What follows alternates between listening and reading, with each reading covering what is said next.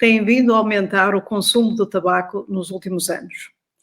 E, naturalmente, associado a esse maior consumo, têm surgido aquelas doenças que estão intimamente ligadas, e estamos a falar nas doenças cardiovasculares, nas doenças oncológicas, nas doenças respiratórias e outras. Quando falamos, nós hoje estamos aqui para, neste pequeno fórum, falarmos um pouco, e em concreto, nas doenças respiratórias e no tabagismo, na sua ligação a estas doenças, em particular na DPOC e no cancro do pulmão. Gostaria de vos falar que, relativamente ao cancro do pulmão, estamos a falar numa das doenças oncológicas mais mortíferas, ainda hoje. E isto também ocorre, entre outros fatores, pelo facto de grande parte dos diagnósticos serem feitos numa fase muito adiantada da doença. Este panorama é um panorama que nos preocupa a todos, porque sabemos que no momento que atravessamos, no momento de pandemia, os diagnósticos têm sido atrasados e aqueles diagnósticos que já se faziam tardiamente não estão neste momento a ocorrer. E, portanto, todos estes temas, a importância de estar alerta aos sintomas, a importância de de agir na prevenção, e quando falamos em prevenção, falamos, por exemplo, em não fumar e, caso seja fumadora, em procurar ajuda para deixar de fumar, ou chamada cessação tabágica. Para tudo isso, estamos aqui reunidos e vamos contar com o testemunho da Cristina Alves, que vai partilhar connosco a sua experiência. Seguidamente, teremos o depoimento, o comentário, eu diria, da professora Bárbara Parente, pneumologista muito reconhecida, e a terminar as apresentações, falará a doutora Isabel Saraiva, presidente da Respira, e também ela, alguém que enfrenta um diagnóstico de DPOC. A terminar este nosso pequeno encontro, temos ainda lugar a um pequeno espaço para perguntas e respostas. E com isto, agradecendo a todos pela participação e também à AstraZeneca pelo apoio à possibilidade da concretização deste webinar, com isto passo a palavra à Cristina. Cristina, obrigada. Já estou no ar? Conseguem-me ouvir? Muito boa tarde. Eu, em primeiro lugar, muito obrigada à doutora Isabel Magalhães e à doutora Isabel Saraiva pelo convite. E aqui eu estou na qualidade de testemunho de alguém que com 12 anos começou a fumar, SG Filtro, foi sempre a mesma marca, portanto, em 2009, eu tinha 36 anos, mais ou menos. Nasci em 66, portanto façam as contas, aos 12 anos comecei a fumar e em 2009 surgiu a primeira hemorragia pulmonar. Fui seguida no São João durante 3 anos e tive alta em novembro de 2011. Estava perfeitamente curada, portanto não havia mais nada, estava tudo impecável. Eu devo referir que a minha vida, antes de ter este tipo de problemas, sempre foi extremamente saudável. Eu apenas fumava. De resto, fazia mergulho de garrafa, nadava, fazia pesca submarina. Nesses anos todos, nunca tinha tido tosses, problemas de pneumonias, nem não era uma pessoa de ficar doente, portanto... tinha uma vida extremamente agitada e movimentada e muito ativa. E, portanto, o único problema aqui era mesmo a vida ativa e o tabaco. De resto, tudo saudável. Em 2012, na praia, sentia-me cansada, mas porque era uma vida ativa e eu achava que era mesmo isso. E uma dor no ombro, que eu achava que era uma tendinite, porque sou pintora, sou professora de desenho ao secundário e de geometria descritiva e, portanto, o braço direito é aquele que mais mexe e está permanentemente ativo. Eu achava que era uma tendinite, um problema qualquer, isto com algum descanso e lugar. E um dia, a meio do mês de agosto, ao pôr creme, noto um nódulo no pescoço junto à clavícula, e qualquer pessoa que é minimamente curiosa vai ao Dr. Google e coloca lá nódulo, clavícula, pescoço, e vão-lhe aparecer 3 hipóteses, que é cancro do pulmão, cancro de estômago ou linfoma de Hodgkin. E cancro do pulmão não podia ser, que eu tinha tido alta do São João há uns meses atrás, e portanto não podia ser esse. Na minha cabeça não era isso. O linfoma de Hodgkin não tinha qualquer tipo de sintoma, não tinha comichões, não tinha nódoas negras, não tinha qualquer tipo de sintoma que pudesse. Isto, atenção que eu não sou médica, portanto, isto é aquilo que a pessoa curiosa vai pesquisar, não é? No Dr. Google. E, portanto, só podia ser cancro de estômago, achava eu. E na semana seguinte eu já estava enjoada. A parte psicológica tem muito peso. E a fazer toda uma série de congeminações. Quando mal cheguei ao Porto, meu marido perguntou-me se eu queria vir mais cedo para o Porto, disse que não. Portanto, terminamos o mês e quando eu cheguei ao Porto consegui que me fizessem uma ecografia e eu estava já com os nódulos linfáticos do pescoço, a zona clavicular, zona hilar, mediastino, tudo já tomado. Portanto, entrei no IPO do Porto no dia 13 ou 4 de setembro e no dia 16 de setembro estava a dar início à sessão de quimio e radioterapia, que foi o protocolo que me foi indicado. Foi um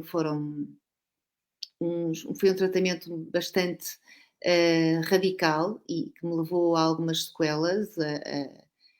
Tive uma esofagite rádica, tive uma pneumonite ligeira rádica, nunca mais tive a mesma capacidade da apneia, de aguentar mergulhar como eu mergulhava e nadar como eu nadava. Subir escadas cansava-me, mas estava viva e estava ativa e ao fim de 9 meses, sem ainda sentir a ponta dos dedos, porque isso é um dos sintomas, um dos efeitos tardios, e com uma memória de peixinho dourado eu fui dar aulas, munida do PowerPoint e de tudo escrito e de vários bloquinhos e de uma equipa de colegas fantásticos. Trabalho num colégio há quase 28 anos, sempre no mesmo colégio, portanto já somos uma família. E os meus médicos no IPO diziam, olha, eu não sei o que é que está a fazer, mas faça porque está a conseguir e estamos super contentes com isto e está a conseguir. E, efetivamente, de 2012 até 2020, eu nunca mais tive qualquer tipo de recidiva e nunca mais tive nenhuma recidiva. Portanto, esse cancro, o IPO e eu e os meus centinhos lá em cima e a minha família aqui em baixo, nós, em conjunto, conseguimos dar conta dele. Em 2020, eu sentia muito cansada, mas achava que era por causa da máscara, porque nós tínhamos que dar aulas de máscara e dar aulas de máscara não é fácil, porque temos que projetar a voz, a máscara abafa a voz e temos que projetar muito mais e quem é professor de geometria descritiva está permanentemente a falar. Quando estamos a explicar matérias, ou desenho A e explicar determinados procedimentos, também estamos sempre a usar a voz, mais alto, mais baixo, depende se é com um aluno em particular ou se é para a turma em si. E, portanto, eu achava que era o meu ritmo, que trabalhar o tempo integral num colégio particular, mais todo um trabalho de associativo ao qual eu me liguei, do qual falarei mais tarde, e quis a sorte, tive a sorte do meu lado, de no rastreio, desculpem, não é no rastreio, naqueles exames de vigilância do cancro que eu tinha tido, fiz o TAC e detectou-se que havia um nódulo que tinha aumentado e que estava já com 1 centímetro encostado à pleura. E, portanto, imediatamente, isto foi no dia 28 de outubro, em plena pandemia, Eu, no dia 2 de novembro, meti baixa, falei com o meu diretor e meti baixa, e porque eu não podia arriscar de forma alguma ficar doente ou apanhar o Covid, o que iria implicar que não pudesse fazer tratamentos, e fui indicada para cirurgia. E, portanto, retirei no dia 4 de dezembro o lóbulo inferior direito. A coisa que era para ser assim uma coisa pequenininha, porque era por vídeo e faz uma incisão de 3, 4 centímetros, acabou por ser uma coisa gigantesca de 35 centímetros, porque o processo houve ali uma coisa que correu menos bem. No último momento, ao retirarem um dos últimos nódulos, gânglios linfáticos, houve uma hemorragia bastante grande e eles tiveram que abrir. Pronto. Isto faz com que a recuperação seja mais lenta. Eu ainda tenho dores, não posso fazer esforços, não posso pegar em pesos, determinados movimentos, não consigo dormir virada para o lado direito. O estar a escrever uma carta ou à mão, mais do que X linhas, começa-me a doer. Portanto, há ainda todo um processo lento de recuperação que eu gostava que fosse mais rápido, mas não é. E, portanto, isto é outro cancro, cancro número 2, que não tem nada a ver com o primeiro e que, segundo consta, o tabaco ajudou. A minha propensão genética para o cancro provavelmente estará também a pesar. E aquilo que eu mais digo é que levem uma vida saudável, não queiram ser crescidos ou mais importantes pelo tabaco. Eu era extremamente pequenina e, portanto, eu comecei a fumar para ser grande, porque eu tinha a aparência de uma miúda de 9 anos com 12 e queria ser mais crescida e, portanto, eu achava que o tabaco me dava essa importância. Retirou-me, foi muita coisa, porque quando nós deixamos de fumar, começamos a sentir o cheiro das coisas, começamos a sentir o sabor dos alimentos, começamos a sentir que temos mais capacidade ainda, e eu era extremamente ativa, volto a dizê-lo, mas voltamos a ter, ainda temos mais capacidades do que aquelas que tínhamos. Portanto, o meu testemunho, e que em casa ninguém fuma, eu tenho 3 filhos e eles não fumam, é, por favor, não fumem. Não fumem e evitem, não só o tabaco, mas evitar também o consumo exagerado de tudo o que seja carnes de fumeiro, porque está também relacionado com outro tipo de cancros ligados à parte do estômago e por aí fora, porque são os fumeiros, é o fumo, não é? Que está aqui em questão. Não sei se, entretanto, há outra associação. Eu falei há pouco do movimento associativo ao qual eu estava ligada. Enquanto eu estava em recuperação do primeiro cancro, eu achei que era impossível alguém que tivesse sido sujeito a quimio e rádio chegar aos 60 ou 63 anos ou 64 e ter a mesma capacidade de trabalho de uma pessoa que nunca esteve sujeito a este tipo de tratamentos. E lancei uma petição que era a favor do justo tempo de serviço do sobrevivente oncológico, na qual se pedia que a reforma fosse antecipada para quem tivesse este tipo de doenças, depois de devidamente certificado por médicos que a pessoa estava realmente com as incapacidades e não fosse penalizada e também houvesse formação adequada aos médicos das juntas médicas. Pronto. Para fazer isto, eu tive que me inscrever em vários grupos oncológicos e inscrevi-me porque era importante divulgar a petição. E fui calhar a um grupo que se chamava e que se chama Careca Power. Na altura, o grupo era constituído por 200, 300 mulheres. Quem formou esse grupo foram 3 mulheres, uma das quais a Raquel Soeiro, que ainda lá está. E começamos a perceber que algumas carecas, ao terem cancro, estavam a passar por dificuldades económicas, porque tinham sido abandonadas pelos maridos, porque o cancro da mama, e não só, provoca, muitas vezes, arrasta atrás de si o divórcio, a separação do casal. porque o marido não está preparado e porque tem medo e porque, pronto, acontece. Curiosamente, o cancro no masculino, a mulher abandona muito, muito menos o marido. Isto é uma estimativa e há estudos feitos. E a percentagem, a diferença é significativa. E começamos a fazer um chat para ajudar. Cada pessoa dava 20 euros, 10 euros, 5 euros, não interessava, e conseguíamos comprar a medicação para aquela pessoa, pagar a renda, pagar aquilo que fosse necessário para aquela careca ou o que é que fosse. Isto sem haver grandes alaridos e grandes divulgações. E este chat cresceu de tal maneira que foi necessário, sentimos necessidade de o legalizar e criamos a Associação Careca Power, que hoje é uma associação com um peso bastante grande, quer na ajuda aos doentes oncológicos, pagando rendas de casa, pagando alimentação, contas de supermercado, contas de farmácia, apoiando e orientando os caminhos a seguir, quando as pessoas se sentem perdidas e muito baralhadas neste sistema todo, porque ouvir assim de cara tem um cancro, não é fácil.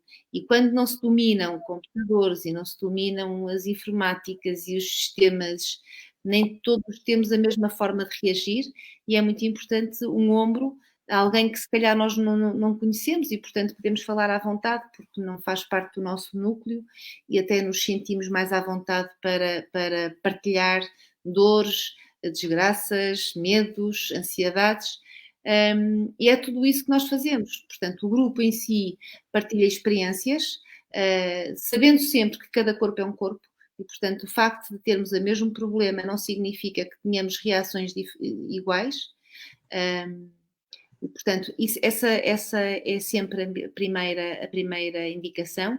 E depois é sempre muito necessário telefonar ao médico, consultar o médico. Portanto, nós não damos consultas grátis, nenhuma de nós é médica, mas estamos aqui para dizer, olha, faz isto, vai ao gabinete do utente, telefona para lá, tens direitos, o caminho é este, há este direito, o número de telefone é este, ou então fazemos nós esse percurso, acompanhamos, agora em época de pandemia não podemos, mas é muito do nosso hábito acompanharmos ao IPO, ou a Champalimau, a outros hospitais por aí fora, à Luz, à Rábida, pronto, não querendo estar a dizer, mas é isso que nós fazemos, juntas somos imensamente mais fortes, esse é o nosso lema, e portanto o Careca Power é isto, é uma associação que está para o doente e vive para isso. Estou aberta. Obrigada, Cristina, pelo seu testemunho, que é sempre inspirador. E neste momento eu passaria a palavra à doutora Bárbara Parente. Boa tarde. Antes, é um prazer estar aqui e agradeço já o convite. Só tenho que ser muito honesta e dizer que houve aqui um erro, que eu não sei informático, não sei o que possa ter acontecido, e eu só entrei neste momento em direto.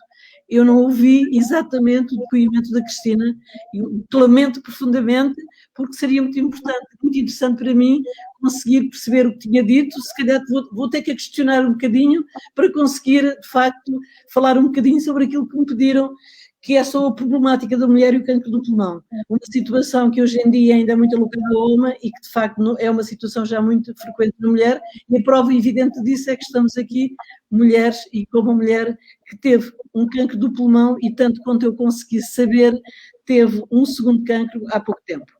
Pronto, eu antes de iniciar a minha apresentação, a minha conversa, perguntava à Cristina, portanto, foi há uns anos que teve um cancro do pulmão, na altura correu tudo bem, ficou livre de doença, nunca ficou curada, não se diz ficar curada em oncologia do pulmão, ficou livre de doença e andou bem durante uns anos até agora. E o ano passado teve algum outro acidente de percurso, parece-me a mim, certo? Sim. Em 2020, em outubro de 2020, 30 de outubro de 2020, foi-me diagnosticado um segundo cancro de pulmão. Melhor, fiz um TAC, aqueles que se fazem da revisão do primeiro cancro. De avaliação, pois. Sim, sim.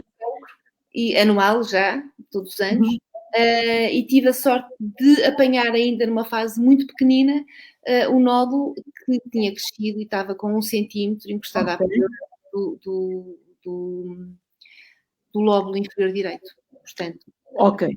Portanto, temos aqui já 2 situações. Primeiro, é nós percebermos exatamente que o cancro do pulmão não é raro na mulher hoje em dia. O cancro do pulmão na mulher é uma situação frequente que tem que ser altamente considerada, porque embora seja a 4ª causa de cancro na mulher, em Portugal, é a que mais mata ainda. Enquanto normalmente é uma posição mais cimeira, mais ligada ao tabaco, os homens fumam mais que as mulheres, mas as mulheres também já fumam muito atualmente.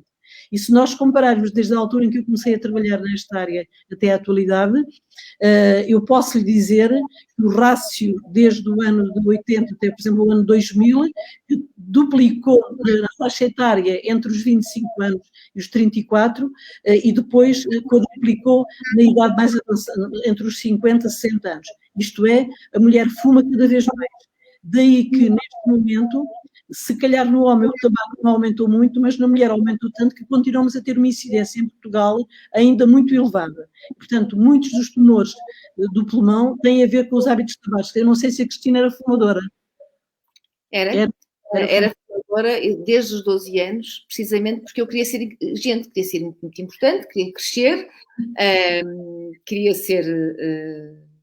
e porque eu era muito pequenina mesmo, portanto, vida de 9 anos, com 12, 13 anos.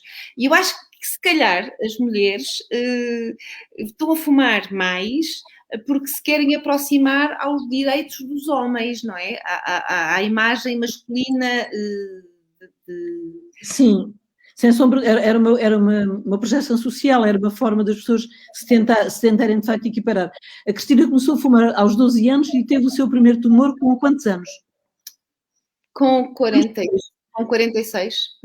Mais de 20 anos, 30 anos depois, pelo menos. 30 anos depois. É o que é habitual, habitualmente é 20 anos depois do início da carga tabágica é que aparecem de facto os tumores. Aliás, há uma decalagem, uma curva entre os hábitos tabágicos e o cancro do pulmão. Ele aparece paralelo ao tabaco e aparece cerca de 20 anos depois. Portanto, isso que está a dizer faz todo sentido. Depois, outra questão ainda, qual era a sua profissão? Se tinha uma profissão de risco para além do tabaco, porque há outros fatores no cancro do pulmão para além do tabaco. Eu sou formada em pintura, no curso superior de pintura e também tem outro curso, que é o curso superior de artes plásticas, ramo de desenho. Sim. Portanto, na pintura nós temos efetivamente matérias tóxicas e são os diluentes, as resinas, que têm cheiros. Claro, tem produtos químicos. Produtos químicos, sim. Exatamente. Aí, efetivamente, no meu risco na minha profissão, enquanto professora, o risco é diminuto porque os diluentes são poucos. São os acrílicos, que já não têm tanto cheiro, são as guaches, as tintas da China, claro. E já não... No seu caso, tinha os hábitos tabágicos, provavelmente fumava 2 maços por dia, 3 maços por dia? Não. 1 maço por dia durante uns 30 anos. Não, 1 maço por dia, se calhar durante uns 20 anos. Isso... Por unidades internacionais, que é assim que nós nos orientamos, uma pessoa que fuma 20 cigarros por dia durante 20 anos tem uma carga tabágica de 20 unidades de maço ano. E 20 unidades de maço ano é um grande fumador. E porquê é que eu chamo aqui a atenção para isso? Porque não é só o número de anos que se fuma, mas o número de cigarros fumados por dia. A carga tabágica é cumulativa para o cancro do pulmão. E depois, mesmo parando de fumar, que 15 anos depois de parar de fumar, ainda tem 4 vezes maior possibilidade de ter o cancro do pulmão.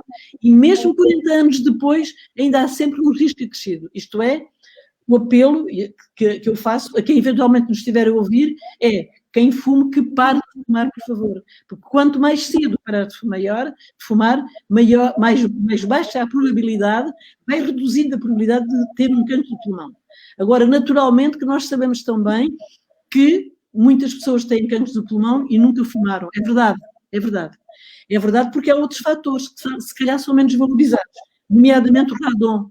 O radon, que é em Portugal nós temos, se olharmos para o mapa de Portugal, desde o Minho, passando pela Beira Alta e por aí, nós temos jazigos de granito que libertam esse gás inerte e incolor, que é o radon, e que pode ser é a segunda causa, para além do tabaco, é a segunda causa de cancro do pulmão. Eu lembro-me aqui muito sucintamente que tive uma doente ainda recentemente, que nunca tinha fumado, uma senhora muito jovem, com 40 e poucos anos, e que simultaneamente apareceu na consulta do meu colega que tinha um cancro da mama, e quando fizemos o estadiamento para tratar a mama, apareceram-lhe uns nódulos no pulmão. E como o pulmão era mais urgente, a doente ficou comigo e eu fiz o diagnóstico de um tumor primário do pulmão. E a doente questionava-se, mas porquê é que eu tenho 2 tumores? Eu nunca fumei, sou desportista, tenho uma vida perfeitamente saudável. Essa senhora tinha uma casa, que penso que ela já vendeu inclusivamente, construída sobre uma pedreira na zona de Viana do Castelo. É curioso. Quando ela era TPista e lhe perguntei como é que era a casa dela, se tinha granito, ela levou um doseador, foi uma empresa, levou um doseador para ver qual era a dose de radon que a casa tinha dentro. E tinha valores, quando estava fechada, quando as janelas estavam fechadas, tinha valores que ultrapassavam 10 vezes aquilo que é razoável, o limite razoável para podermos estar dentro da casa sem termos risco. Portanto, o radon, atenção, isto para chamar a atenção às pessoas, é outro fator muito importante. Outro fator importante também são os asbestos e os amiantos. Os isolamentos tão importantes e que tanto têm dado nas nossas escolas, por isso eu lhe perguntei qual era a sua profissão, porque podia ser professora numa escola, onde temos aqueles tejadilhos, aqueles passadores de uns lados para outros, de uns gabinetes para outros, que têm o asbesto, o amianto, é um bom isolante, quer térmico, quer acústico. Quando se começa a degradar, é outro fator. E depois nós sabemos que além do tumor mais frequente, até é o mesotelioma, portanto o tumor das esclerose é até mais frequente do que o tumor do pulmão, mas efetivamente os efeitos deles não são aditivos, são multiplicativos, eles potenciam-se um ao outro. Se 2 existirem, ainda é de facto pior. Portanto, aqui depois outras causas. O chamado cancro de cicatriz. Por acaso, o tumor que teve agora, o segundo tumor, não foi perto do outro, porque tinha feito é noutro local, não foi no mesmo pulmão que teve. Atenção, o meu primeiro tumor, eles acham que Sim. pode ter sido causado por uma cicatriz, por uma cicatriz que resultou de uma prova de tuberculose, de uma vacina de tuberculose. Era aí que eu queria chegar, exatamente. Mas eu tinha os 2 pulmões completamente limpos, certo. Tinha 2 nódulos, micronódulos de 3 milímetros completamente ressequidos já, na primeira. Agora, os pulmões estavam completamente limpos, quer o esquerdo, quer o direito, limpos completamente. Eu tinha toda a zona do mediastino, portanto, intestino, clavícula, pescoço, completamente, eram N3, eram TX, N3, M0. Essa zona é que estava toda tomada. Portanto, nunca tive falta de ar, nunca tive nada. Agora, o meu colégio, efetivamente, é um colégio de pedra, de granito, e, efetivamente, tinha os telhados em amianto, que já foram retirados, mas eu nem quero entrar por aí. Pronto, mas nós estamos aqui mais no sentido de esclarecimento de facto do que é este tipo de tumor, e está a juntar-me uma riqueza de dados que é de facto muito importante aquilo que está a dizer, porque, efetivamente, o cancro de cicatriz é um cancro que pode advir de várias situações. Olha, a tuberculose é uma das situações. Não tanto como diz no nódulo de Gone, estamos a falar no nódulo de Gone, que é o que fica, o nódulo de Gone, é a cicatriz que fica da primeira infecção de tuberculose. E não é tanto... Mas eu nunca tive nenhuma tuberculose. Pronto. O que eles dizem é que, ao me darem a vacina, eu posso ter tido a vacina da tuberculose pode ter feito a prova tuberculínica, não é? A alteração. Sim. Podia ter feito isso. Não sei, também não vou entrar por aí porque não há evidência, não há medicina baseada em evidência em relação a isso. Agora, os cancros de cicatriz, quer uma mulher que tem um tumor da mama que faz uma radioterapia e pode ficar com uma cicatriz pela radioterapia, quer uma mulher que tem um outro tumor e fica com uma cicatriz, que tem uma tuberculose, antigamente tinham os cadernos de tuberculoses, ficavam com cicatrizes. Tudo o que é cicatriz se pode implantar de facto um tumor. Portanto, e eu em 2009, tive hemoptise, eu tive tive 15 dias a sangrar dos pulmões em 2009. Não, da primeira vez, pois. É porque era um tumor central. fui tratada no hospital, eu não tinha cancro nenhum. Portanto, e aí é que eles dizem que a hepatite podia ser resultante de uma coisa qualquer. Sim, embora eu não sei como é que era a localização do seu tumor, mas os tumores centrais podem ter hemoptise. Os sintomas variam de acordo com a localização do tumor. Os adenocarcinomas, que eu não sei se era o seu caso, o adenocarcinoma, há uns mais centrais, outros mais periféricos, os epidermoides são mais centrais. O tumor mais central dá sinais mais cedo, porque tem as hemoptises, tem a tosse persistente. Os tumores mais periféricos dão mais toracalgia, dão mais dor. Isto é, qualquer mulher, estamos a falar agora de mulheres, isto aplica-se aos homens também, qualquer mulher fumadora ou com fatores de risco que tenha mais do que 15 dias consecutivos, uma tosse não explicada, uma toracalgia, uma perda de apetite, uma perda de peso ou uma expectoração hemoptoica, portanto, deve procurar o médico assistente. E eu acho que hoje em dia, efetivamente, as pessoas se calhar desvalorizam um bocadinho e quando procuram já é tarde. Porque o cancro do pulmão, só uma pequena parte deles, cerca de 25%, é que são cirúrgicos. Foi o caso do seu segundo tumor, foi cirúrgico. A maior parte deles, quando dão sintomas, era uma fase tardia da doença. Eu nunca tive sintomas, eu nunca tive uma tosse, eu nunca tive uma dor, a não ser no ombro, mas eu achava que era uma tendinite. Cansaço, era normal eu estar cansada, porque trabalhava e trabalho bastante, portanto era um mês de relaxamento, de descanso, e eu cheguei ao final do ano letivo, e portanto nunca tive nenhum sintoma. Portanto, o único sintoma que se puder dizer é sintoma era a dor do ombro, talvez, e o nódulo que eu encontrei aqui, por sorte, porque estava a passar, portanto... Deu conta, foi acidente. Uma apneia de 1 minuto e 20, por exemplo. Certo. Portanto, estamos a ver que é traiçoeiro, o cancro do pulmão, dá sinais muito tardiamente. Na primeira vez, quando foi sinalizado, já não era uma situação cirúrgica. Na segunda vez, foi mais precoce, foi uma situação cirúrgica. E, portanto, alertar as mulheres, todas, que devem ter cuidado, particularmente a partir dos 40 anos. Hoje em dia, o cancro manifesta-se em idades mais precoces do que antigamente. Também sabemos uma coisa que é muito curiosa, mesmo nas mulheres as mulheres fumam mais hoje, como há bocado já disse, e o facto de elas terem duplicado o cigarro, e neste momento as mulheres na casa dos 25, 35 anos, 25% delas fumam, e enquanto os homens fumam 50%. Mas se somarmos, neste momento eles estão em curva descendente e elas estão em curva ascendente. E, portanto, nós temos que, de facto, ter muito cuidado e muita preocupação, porque uma mulher, mesmo sem fumar, em igualdade de circunstâncias com o homem que não fuma, imagino que o homem não fuma e a mulher não fuma. A mulher tem uma maior propensão, em igualdade de circunstâncias, para desenvolver cancro de pulmão do que o homem. Isto parece que não é verdadeiro, mas é verdadeiro. Muitos homens têm cancro de pulmão porque eles fumam muito mais que as mulheres. Mas a mulher, perante um homem e uma mulher que não fumem, em igualdade de circunstâncias, elas têm a maior possibilidade de ter cancro de pulmão. Pensa-se que seja por uma questão hormonal que isso possa acontecer. Mas, por outro lado, também é curioso que as mulheres também têm uma resposta muito melhor às terapêuticas do que têm os homens. E as taxas de resposta e de cura são maiores nas mulheres do que nos homens em igualdade de circunstâncias. São dados, de facto, são dados interessantes e que convém que as pessoas, de facto, entendam.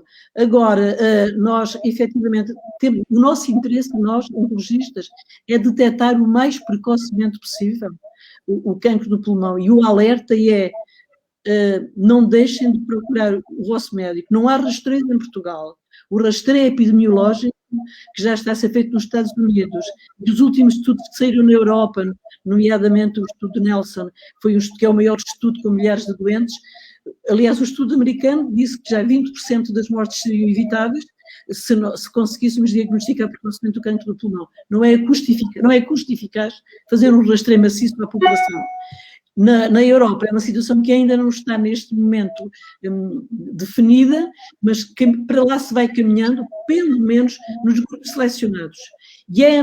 Era a nossa ambição em Portugal, e aí precisamos muito da ajuda dos médicos de medicina geral e familiar, porque eles são as pessoas que estão perto dos doentes, eles são a primeira linha da frente, que nas mulheres com mais de 40, mais de 50 anos, fumadoras, ou com outros, ou ex-fumadoras, pelo menos de uma carga tabágica de 15 unidades massa humana, ou que se fosse uma ex-fumadora de mais de 15 anos, mas que fosse uma pesada fumadora, que pudessem fazer um TAC anualmente, ou fazer um TAC e enviar para consultas diferenciadas.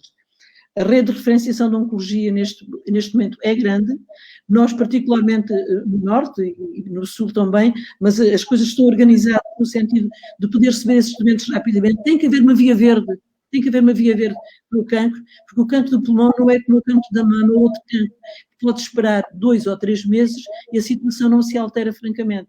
O cancro do pulmão tem uma janela de oportunidade para a cirurgia, e se não for naquela altura diagnosticado, pode-se perder o timing cirúrgico, e perder o timing cirúrgico pode significar a não cura do doente. Portanto, alertar que sempre que tenham algum sinal ou sintoma, ou mesmo fora deles, que os médicos de família, que é as pessoas que estão na linha de frente, enviam os doentes, façam-lhe um TAC, enviam para centros diferenciados.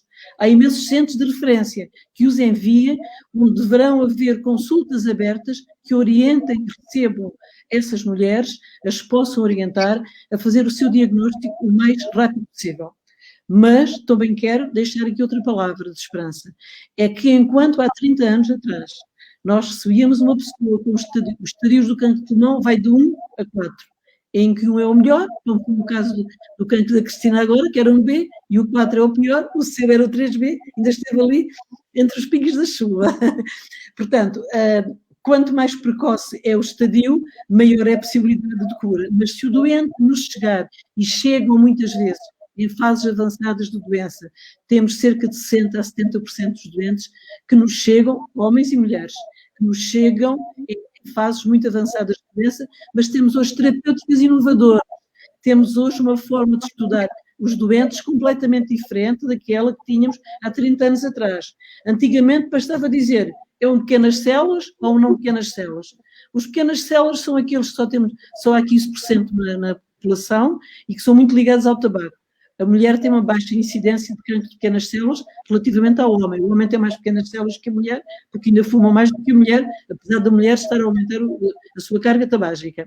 O não pequenas células, bastava-nos dizer que era um não pequenas e era chapa 3 a terapêutica. Hoje não é nada assim.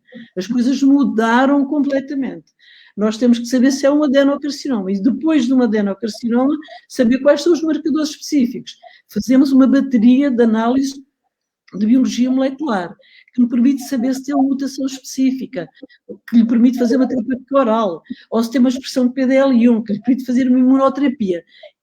Isto tudo que eu estou aqui a dizer não é para ninguém fixar, é para perceberem que quando um doente chega, há sempre uma esperança para esse doente. Não é como antigamente. Desde que o doente venha bem, com um bom estado geral, a possibilidade de recuperação desse doente, de mudar a sobrevida dos doentes aos 5 anos, altera-se profundamente. Até há uns anos atrás, a sobrevida global do cancro do pulmão aos 5 anos era de 15% a 16%. Não falamos nos operados, que isso vai a 60% e 80% e mais. Falamos no global. Hoje em dia, as terapêuticas inovadoras, as terapêuticas target, aquelas terapêuticas-chave na fechadura, que vai lá diretamente bloquear o receptor do tumor, ou com a imunoterapia, é possível, efetivamente, fazer com que os doentes vivam muitos anos. Eu tenho mulheres e quase diria que neste momento tenho mais mulheres com cancro de pulmão do que homens. É curioso, tenho imensas mulheres. Eu estou a falar convosco que estou a ver na minha frente uma série de mulheres com cancro de pulmão e algumas delas bem jovens. E posso-vos dizer que tenho mulheres que chegaram no estádio 4 com cancro de pulmão e que estão vivas e com qualidade de vida. E isto é uma mensagem importante que eu quero deixar ficar aqui.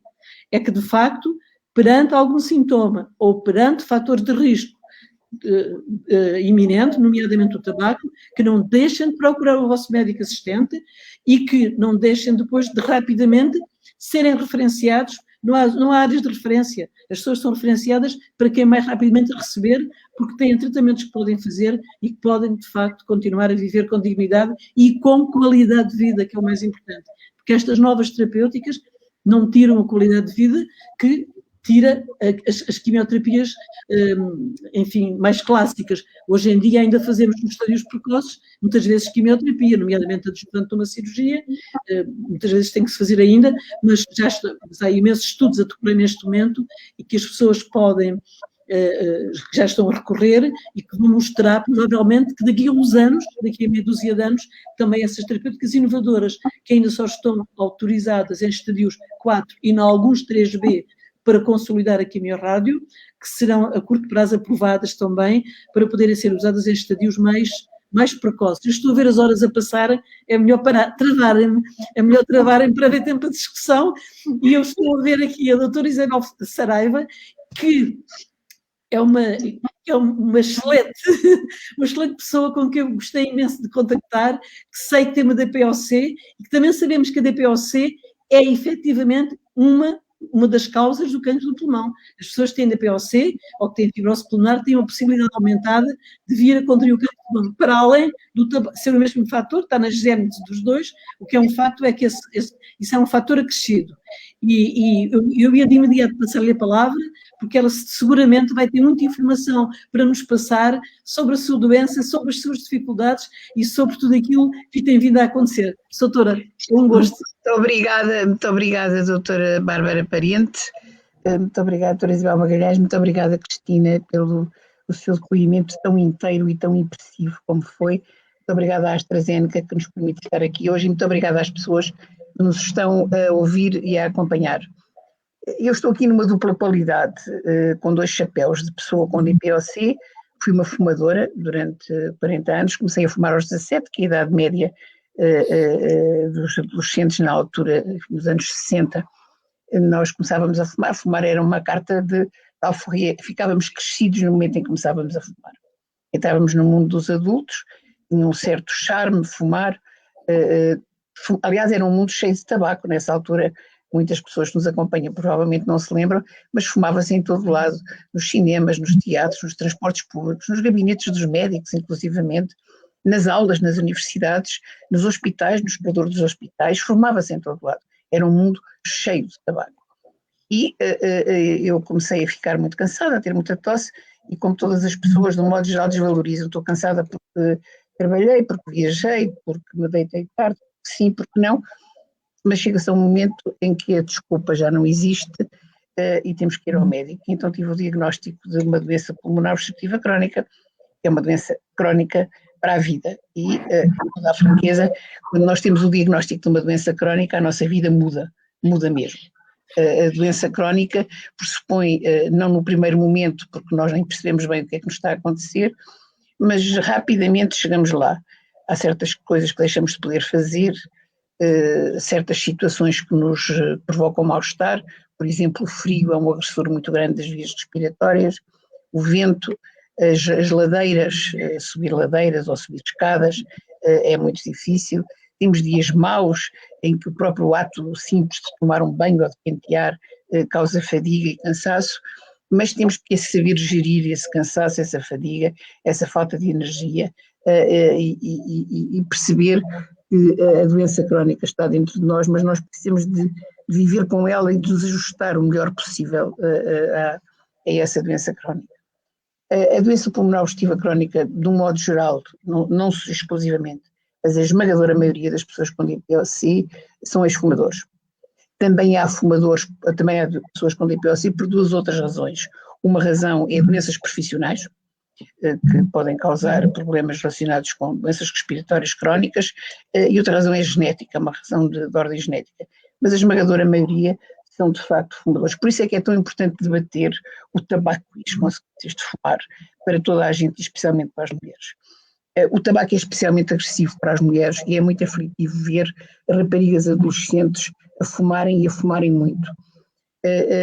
A mulher, pela sua própria natureza, é muito mais suscetível a ter danos físicos de médio e de longo prazo, não visíveis no primeiro momento, do que os homens. E isso, a própria função da maternidade da mulher é afetada pelo consumo do tabaco. Isso tem que ser debatido, tem que ser explicado, até, se me é permitido dizer, até que irmos para o lado de exaustão. O tabaco é uma causa de morte perfeitamente evitável. O combate ao tabagismo deve ser um combate de civilização. Nós devemos tentar que o tabaco deixe de existir, que o consumo de tabaco deixe de existir nas casas, nas escolas, nos países. Temos que batalhar, explicando, não tanto proibindo, mas explicando o que é que o tabaco faz das nossas vidas. E começando talvez nos adolescentes, indo depois um pouco aos pais que fumam nos carros com as crianças, por exemplo, explicando o mal que estão a fazer às crianças, explicando. E sobretudo também dizendo que só há uma maneira de combater o tabagismo, é deixar de fumar. Deixar de fumar é a única maneira, deixar de fumar. E não há uns cantos de sereia de uns cigarros eletrónicos e de umas coisas mais modernas, de uns vapings muito bonitos, com uns instrumentos muito estilizados. Não, deixa-se de fumar deixando. E é muitíssimo difícil. Estamos a falar de uma pessoa que deixou de fumar. Eu fumava 3 maços de tabaco, nos últimos 10 anos de fumadora, fumava 3 maços de tabaco por dia. Deixar de fumar foi um processo muitíssimo difícil. Tive que ter ajuda de médicos, de medicamentos, de família, de amigos, porque eu sozinha não conseguia, eu sabia que não ia conseguir. Portanto, deixem de fumar, peçam ajuda para deixar de fumar. É evidente que nós hoje em Portugal vivemos num contexto especialmente complicado, que é o contexto da Covid, e as consultas de sessão tabágica praticamente desapareceram do panorama dos cuidados de saúde. Nós batalhamos muito pela existência de consultas de sessão tabágica, que são consultas pluridisciplinares, com médicos, com enfermeiros, com nutricionistas, com psicólogos, que ajudam as pessoas a deixar de fumar e a fazer esse percurso de deixar de fumar. Eu insisto, não é fácil. Deixar de fumar consistentemente não é nada fácil. E essas consultas de sessão tabágica é muito importante que recomecem, porque tabaco e Covid é uma mistura verdadeiramente explosiva. Nós precisamos de ter, tanto quanto possível, um sistema respiratório robusto e sólido para poder enfrentar, se possível, com menos danos o Covid. E uma das maneiras de ter um sistema respiratório relativamente robusto é não fumar. Não fumar. É sempre, batemos sempre neste ponto. Não fumar, mas não fumar nada. Nem cigarros, nem charutos, nem cachimbos, nem cigarros elétricos, nada. Os pulmões só foram feitos para uma coisa, para ter ar puro e de qualidade de preferência. Aliás, quando nós ouvimos os depoimentos como o da Cristina, percebemos bem, o tabaco não provocou a doença da Cristina, mas com certeza que ajudou, porque o seu sistema respiratório com certeza que estava menos robustecido e mais fragilizado pelo tabaco. O tabaco destrói as nossas vias respiratórias, é bom que isso se perceba. Destrói, não há outra maneira de dizer, destrói as nossas vias respiratórias. Por isto tudo, nós na Respira ficamos muito satisfeitos quando a doutora Isabel Magalhães da Pulmonale, que é uma associação que combate o cancro do pulmão, aceitou fazer este webinar connosco, um webinar que são de mulheres, para mulheres essencialmente, porque falamos a falar da ligação do tabaco, do cancro, da diptocina nas mulheres, porque este esforço conjunto, este caminho conjunto que nós começamos hoje, e com certeza que vamos seguir noutras iniciativas, é muitíssimo importante. Nós, mulheres, nós, pessoas com doença, temos que estar atentos, perceber que da nossa ação, Careca Power, por exemplo, o movimento que a Careca Power desencadeou e fez, temos que perguntar porque é que não temos rastreios, porque é que não nos fazem diagnósticos precoces, porque é que não temos reabilitação respiratória, temos que perguntar porque é que não temos acesso a esses cuidados. Temos que ser capazes, e aqui entra uma palavra muito cara à doutora Isabel Magalhães e a mim própria, que é a capacitação.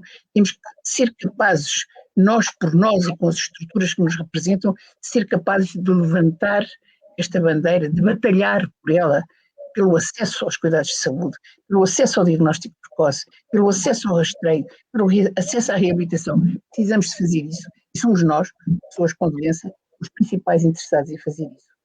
Eu agora talvez abrisse o nosso webinar a algumas questões que enfim, possam ser interessantes, e nomeadamente naquelas que têm a ver com pessoas que dizem que não conseguem deixar de fumar. Eu não sei se é possível fazer aqui uma pequena intervençãozinha. Pronto, para complementar um bocadinho aquilo que disse a doutora Isabel Saraiva, que gostei imenso de ouvir, porque pôs o dedo na ferida, efetivamente, aqui duas outras coisas para chamar a atenção. É que neste momento, pelo tabaco, morrem cerca de 8 milhões de pessoas no mundo, por ano. 8 milhões, dos quais 1.800.000 por cancro do pulmão. É muita morte. E, portanto, tudo aquilo que nós possamos fazer, nomeadamente as consultas de cessação tabágica, que também falou, são importantíssimas. Eu penso que o nosso caminho, o caminho é diagnóstico precoce, já não digo rastreio, mas diagnóstico precoce, diagnosticando e rastreando as pessoas de risco, para, efetivamente, quando as tivermos na nossa mão e quando elas virem que naquela altura ainda não têm um cancro do pulmão, poder orientá-las de imediato para consultas de cessação tabágica. Sabemos que o Covid veio complicar um bocadinho toda esta situação e que muitas consultas que se faziam nos centros de saúde temporariamente têm estado paradas, porque os colegas têm estado orientados noutra direção. Esperemos que a curto prazo isso possa ser reversível e possa efetivamente voltar àquilo que era há uns tempos atrás. E queria também dizer à doutora Isabel Magalhães, em relação à pulmonal, eu acompanhei, a pulmonal nasceu comigo também. Tenho um carinho muito grande pela pulmonal, fiz parte dos corpos desde o início da pulmonal. Portanto, e nós dizíamos assim, o professor António Araújo, que foi o homem que lançou a pulmonal, nós dizíamos assim antigamente, não vale a pena ter associações desta natureza, porque os doentes vivem tão pouco, não vamos ter aderência, lembro-me disto há uns anos atrás, não vamos ter adesão, porque, de facto, ao contrário da mama e de outros tumores em que os doentes, e do colo retal, em que os doentes vivem muito mais, e, portanto, criam-se associações, afinal conseguiu-se. Estão de parabéns, a doutora Isabel está de parabéns, porque efetivamente não tem conseguido dar continuidade a um trabalho muito interessante e tem tido até doentes meus, inclusive, têm colaborado na pulmonal com muito gosto da minha parte e perceber que as pessoas tenham consciência dos seus direitos, daquilo que podem fazer, podem lutar para melhorar as condições de diagnóstico e de tratamento. Pronto, eu estava disponível para perguntas. Eu talvez sugerisse, se a doutora Bárbara pudesse responder, nós temos aqui duas perguntas, temos várias, mas temos aqui duas. Uma que é, que outras doenças podem estar associadas ao consumo de tabaco na mulher? Sim. E outra é se existe alguma percentagem, se é conhecida uma percentagem das pessoas que têm DPOC e que depois, posteriormente, desenvolvem o cancro do pulmão. Ok, muito bem. Relativamente à primeira pergunta, sobre as pessoas que desenvolvem, esta é a segunda pergunta, pessoas que desenvolvem DPOC, cerca de 15%. Cerca de que sim, mas as estatísticas apontam à volta de 15% das doenças dos doentes com DPOC que desenvolvem cancro de pulmão. A outra questão que foi levantada foi efetivamente de outras doenças relacionadas com o hábito tabágico, para além de outros tumores, não é só o cancro do pulmão, todos os tumores das vias aéreas superiores, a laringe, a boca, a parte gástrica, os da bexiga, há imensos tumores relacionados com o tabaco, que não só o cancro do pulmão, este é o mais flagrante, mas há imensos tabacos, há imensos tumores, e inclusivamente não é raro eu ter muitas vezes doentes com um cancro do pulmão e que anteriormente já tiveram um cancro da laringe, é muito frequente. Inicialmente pensa-se até que é uma metástase do tumor, depois vai-se fazer o diagnóstico e tem tipos histológicos diferentes. Tem um epidermoide muitas vezes na laringe e depois vai ter um adenocarcinoma no pulmão, portanto, histologicamente completamente diferentes. Para além disso, independentemente, e a pergunta está muito bem feita, porque para além dos cancros, há outras doenças também associadas ao consumo do tabaco, nomeadamente as doenças cardiovasculares, que nós não nos podemos esquecer delas, e que as mulheres depois da menopausa ficam desprotegidas como os homens. Portanto, esta questão que foi levantada pela Sofia Farinha foi muitíssimo levantada. Muito obrigada por levantar esta questão. Obrigada, Sofia. Temos aqui outra pergunta que dava para vários webinars, que é o impacto social e laboral de um cancro no pulmão na mulher. O cancro do pulmão, e a doutora Isabel Magalhães falará disso com muito mais propriedade do que eu, mas é uma doença que é altamente demolidora, debaixo do ponto de vista físico, debaixo do ponto de vista emocional, de certeza, não é? Não sou perita na matéria, não é a minha área de atuação, mas percebe-se isso. E debaixo do ponto de vista social, as mulheres, muitas vezes mulheres jovens, que ficam em situações muito complexas debaixo do ponto de vista laboral e debaixo do ponto de vista das suas reformas. É um aspecto muitas vezes esquecido nas mulheres jovens, porque as mulheres sendo jovens têm menos tempo de desconto para a segurança social e se têm de se reformar por invalidez, têm reformas muitíssimo baixas que juntamente com uma doença agressiva e difícil como é a doença oncológica, lhes torna a vida muito mais difícil. Mas, doutora Isabel Magalhães, esta é a sua área. Eu gostaria de apenas dizer, para além daquilo tudo que disse e que está muito bem dito, é obviamente que é uma doença que tem um impacto enorme na pessoa, limitativa de muitas atividades, e tem todas as consequências na vida da mulher, que normalmente é sempre uma vida muito diversificada. A mulher, por norma, exerce em simultâneo várias funções. Muitas vezes é mãe, é profissional, é mulher, é um conjunto de várias coisas ao mesmo tempo, e um cancro do pulmão é algo que vai afetar toda esta vivência extrema que a mulher normalmente tem. Mas, relativamente até estas implicações sociais e laborais, eu acho que quem pode dar aqui realmente um acrescento importante é a Cristina, na medida em que tem-se debatido de uma maneira muito ativa nessa matéria, criou uma petição na Assembleia da República, exatamente para defender, e aqui não só na mulher, naturalmente, mas no doente em geral, os seus direitos, e eu acho que a Cristina pode dar aqui um acrescento prático relativamente a esta questão, para além daquilo que podemos aqui estar a falar e que, um bocadinho em termos teóricos, provavelmente aquilo que ela poderá falar traz-nos a coisas concretas da nossa vida.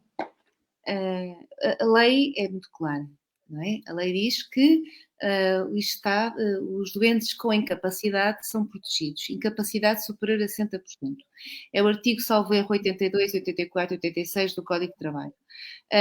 Mas a lei diz a entidade empregadora deve adaptar o posto de trabalho às capacidades do doente. O que é que isto implica? Para já é o deve.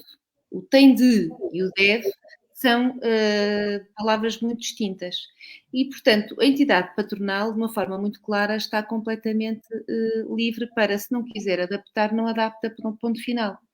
E, na realidade, aquilo que nós conseguimos perceber é que as entidades empregadoras do Estado, não todas, mas uma grande parte, adaptam dentro das suas possibilidades os postos de trabalho. Ou retirando o trabalhador deste local e colocando noutro setor, ou dando-lhe outro tipo de tarefas mais leves, que não impliquem os movimentos mecânicos, no caso do cancro da mama, de braços, ou levantar pesos, etc. Mas na parte do emprego, por exemplo, e não acontece de uma forma muito clara nas grandes superfícies, mulheres com cancro da mama, outro tipo de cancros que são repositoras ou que são caixas e que estão um dia inteiro a pegar em pesos de 1 quilo, meio quilo, 1 quilo, meio quilo, porque são os produtos que vão passando e que elas têm que pegar, ver o preço, passar pela caixa, e isto são horas assim. Chega-se ao fim e tem grávidas nos braços e por aí fora. E não aguentam. E aí a resposta é não. Se foi contratada para este cargo, é este cargo que tem. Se não está contente, vá-se embora. Portanto, esta parte que a lei protege, que a lei que adapta, que diz que se pode adaptar o cargo à incapacidade, não acontece. Portanto, aí nesse aspecto há muita coisa a fazer, quer do próprio Estado, quer das entidades empregadoras e quer dos próprios colegas, porque depois também há outra situação, que é a entidade empregadora adapta, mas os colegas de trabalho olham para o doente, para o seu colega de lado, porque está a ser protegido, porque não está a fazer aquelas tarefas e se calhar os outros estão mais sobrecarregados, portanto. E o próprio doente sente-se incapaz porque está a sobrecarregar o outro. Também é um facto. E acaba por esconder muitas vezes as suas incapacidades porque tem medo de colocar em risco o seu posto de trabalho. Portanto, nós temos aqui 3 situações.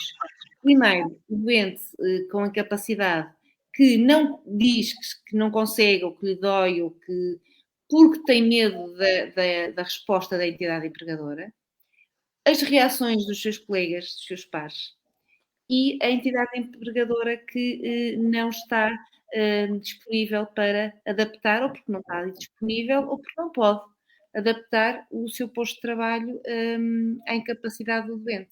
Portanto, estas são as realidades e há muito a fazer nesse aspecto.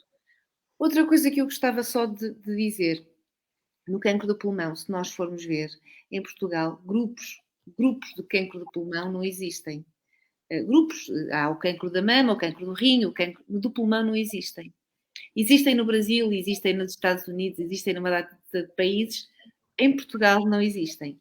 E se nós pensarmos, o cancro do pulmão está associado a vícios, não é? O tabaco é vício, é maus hábitos e é mal visto e as pessoas têm quase que vergonha de dizer que têm um cancro do pulmão.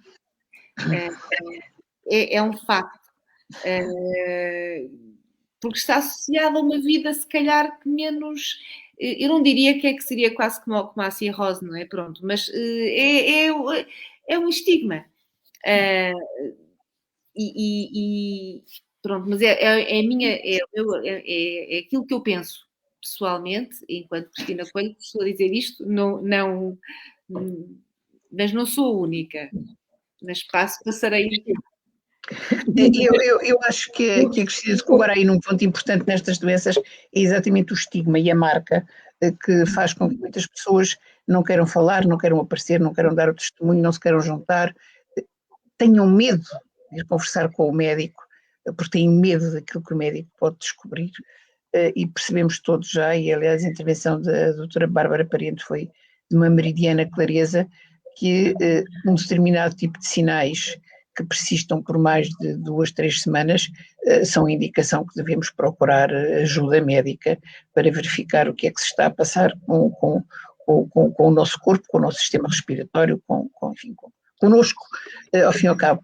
Eu tenho aqui só mais enfim, não é uma pergunta, é uma afirmação, mas que já ficou demonstrada ao longo deste webinar, que é da Lília Pires, que diz que tem 38 anos, nunca fumou e estou a entrar na luta contra este cancro. Pois, não é necessário ser fumadora, não é? A Cristina não era fumadora, mas os cancros não estavam relacionados com o tabaco. Mas a doutora Bárbara poderá com certeza explicar melhor o que é que nos acontece nestas situações. Claro, nós há bocadinho já vimos, eu não sei se o primeiro tumor da Cristina não esteve relacionado com o tabaco. Eu estou convencida que teve alguma relação, porque teve uma carga tabágica de 20 unidades massa ano, e 20 unidades massa ano já é considerado um muito fumador. E se calhar teve outros fatores de risco que nós não conhecíamos. Mas deixe-me fazer só aqui um ponto da situação. O facto de não haver grupos em Portugal, voltando um bocadinho atrás, precisamente porque é um tumor com uma sobrevida curta, até agora é um tumor com uma sobrevida curta, e portanto é difícil ter associações ou ter grupos, porque os próprios doentes viviam pouco tempo e portanto era difícil criar esse grupo como se cria numa outra patologia. Eu acho que a grande dificuldade em pulmão foi provavelmente a primeira associação que surgiu mesmo dedicada ao cancro do pulmão.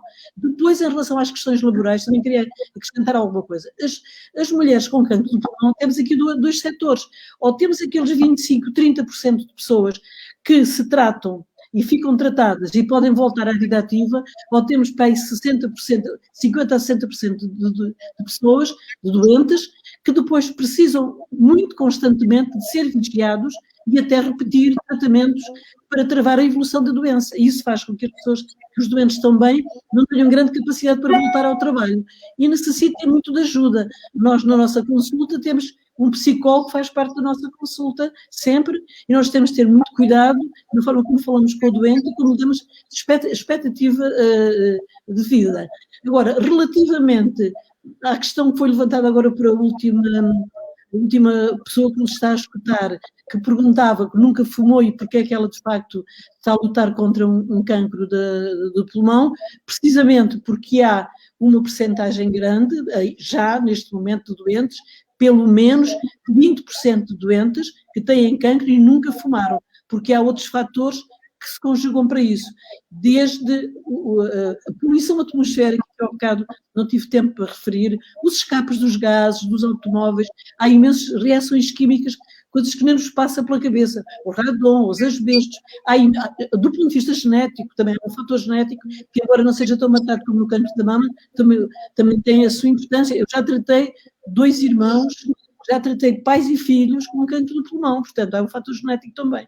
Naturalmente que sabemos que se hoje todos parássemos de fumar, daqui a 20 anos só havia 20% dos tumores que existem agora do pulmão, o que era muito bom, mas haveria sempre, porque há nóxidas do meio ambiente e há outros fatores para além do tabaco. Esta é a mensagem que queria deixar. Temos aqui ainda mais uma pergunta que talvez seja interessante de debater. Edu, que pergunta se diz que o cancro do pulmão é um cancro silencioso, se existem normativas dos cuidados de saúde primários para fazer um check-up e se sim, a partir de que idade? Existe alguma normativa, alguma recomendação, alguma guideline? Se precisássemos Não, é assim, em Portugal, como eu há bocadinho tive a oportunidade de dizer, não existe ainda o rastreio instituído do cancro do pulmão, porque o rastreio por si é um processo epidemiológico e é não pago e é uma situação que neste momento não há condições justificadas para isso ser feito como rotina, nem em Portugal nem na Europa. Agora, o que eu recomendo, e em resposta ao Zé Du, é que de facto, sendo silencioso, o que é que se deve fazer? Qualquer homem ou qualquer mulher que tenha mais de 40 a 50 anos, nessa faixa, há tumores antes, mas a partir dos 45, 50 anos é que eles aparecem, que tenham um fator de risco, seja o tabaco, seja os familiares com cancro, seja a exposição profissional, seja a poluição, seja o que for, deve efetivamente procurar o seu médico, que deve encaminhá-lo para aquilo que eu chamo o diagnóstico precoce, que é uma coisa que nós temos a obrigação de fazer, porque dado que ele é silencioso, se o diagnosticarmos precocemente, conseguimos curar o maior número de doentes, conseguimos operar ou fazer terapêuticas radicais de quimio-rádio, outras terapêuticas mais precoces, enquanto o tumor está apenas localizado ao tórax. Porque hoje nós temos já muitas formas de fazer o estadiamento, temos as PETs, que nos vem o nosso organismo de alto a baixo e que vem se o tumor está só no tórax ou não está e podemos rapidamente atuar. Portanto, os muito jovens não tanto, mas a partir dos 50 anos, que tenham ou não tenham carga tabágica ou outros fatores de risco, devem procurar o seu médico.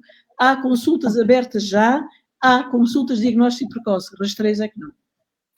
Eu gostaria, se me permitissem, e retomando um pouco até o comentário da Cristina, referir o seguinte: de facto, o doente com cancro do pulmão tem um perfil muito próprio, que tem vindo a alterar nos últimos anos, fruto daquilo que também já foi referido pela doutora Bárbara, é que tem havido uma evolução enorme no tratamento do cancro do pulmão, e a realidade nestes últimos anos tem sido riquíssima na panóplia de conhecimento e de perspectivas para os doentes, e, portanto, tem permitido também que o doente do cancro do pulmão se tenha tornado, esteja a tornar mais ativo. Mas a Pulmonal é uma associação apenas com 11 anos, a doutora Bárbara está ligada à associação desde o seu aparecimento e, portanto, conhece perfeitamente o percurso. E nessa altura era muito difícil agregar doentes, como disse, daí haver tantas pessoas ligadas à Pulmonal que não são doentes nem são profissionais de saúde, no sentido de trazer a sociedade civil para esta causa. Mas de qualquer, portanto, inclusive começou todo o seu trabalho pulmonal, começou na área da prevenção, a área que mantém, que é a área do apoio, portanto, da sensibilização para o tabagismo, a área da consulta de cessação tabágica, todo esse trabalho. A partir de determinada altura, quando conseguiu agregar doentes e começou a haver, eu diria, matéria para podermos ter uma conversa com os doentes, nós começamos a enfocar-nos crescentemente também no apoio ao doente e ao cuidador. E temos feito um conjunto de atividades nessa área. E eu queria dizer que, exatamente, no pré-pandemia, nós tínhamos arrancado com uma coisa que falou e que eu também considero que é importantíssima, que são os grupos de apoio a doentes, que são, portanto, que isso não é uma associação, é uma atividade da associação em que temos grupos fechados de doentes, em que eles conversam entre pares, partilham as suas angústias, as suas dores, expõem as suas dúvidas e esclarecem as suas dúvidas com profissionais de saúde, uma equipa multidisciplinar. Iniciamos esse trabalho no Centro Hospitalar Universitário do Porto. Entretanto, surgiu a pandemia, tivemos que interromper essas reuniões presenciais, mas estamos neste momento exatamente a trabalhar no arranque desses grupos de estudo através da plataforma virtual, no sentido de não se perder essa ideia, porque também nós consideramos que pode ser uma mais-valia para todos os doentes, e neste caso para o doente com câncer do pulmão. Muito obrigada. Eu penso que estamos a chegar ao final do nosso webinar. Pela parte que me toca, dividirei este encerramento em duas partes, o aspecto estritamente pessoal, e foi muito importante para mim, como pessoa, ouvir o testemunho da Cristina. Cristina, muito obrigada.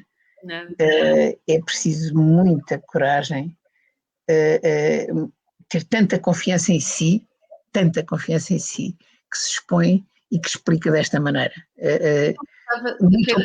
Muito obrigada, e espero que quem nos ouviu, as mulheres que nos ouviram, que se revejam nessa sua coragem tão inteira e tão importante em tantos aspectos na vida e sobretudo neste aspecto da doença.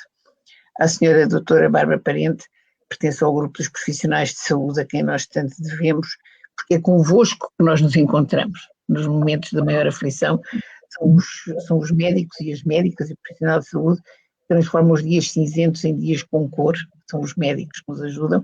Há a doutora Isabel Magalhães, que aceitou este desafio, é um bocadinho inédito, porque nós somos sempre todos muito ter as nossas áreas de influência, mas foi muito interessante podermos colocar e pôr de pé este trabalho, que eu espero e desejo que seja o princípio de uma longa e frutuosa colaboração. À equipa que nos ajudou a estar aqui, live, também muito obrigada, e mais uma vez, claro, à AstraZeneca, pelo apoio e pelo suporte que desde a primeira hora deu às iniciativas. Depois, como presidente da Respira, dizer-vos que a nossa linha de ação principal é acesso à prevenção, em primeiro lugar, consultas antitabágicas, vacinação, acesso à literacia, à informação às pessoas, informar as pessoas, dar-lhes hipótese de elas poderem ouvir, decidir, ter como perceber o que é que lhes está a acontecer e poderem entender para melhor se tratarem a si ou às pessoas de quem cuidam, porque também temos essa legião, quase todas mulheres, de cuidadores informais que tomam conta de muitos de nós e a quem temos que estar agradecidos. Mais uma vez, muito obrigada a todas, muito obrigada a quem nos acompanhou e até breve, com certeza. Vamos ter a oportunidade de retomar com este ou outro tema este nosso contacto e este nosso tipo de trabalho. Muito obrigada e boa noite. Obrigada a todos. Boa noite, foi um gosto. Obrigada.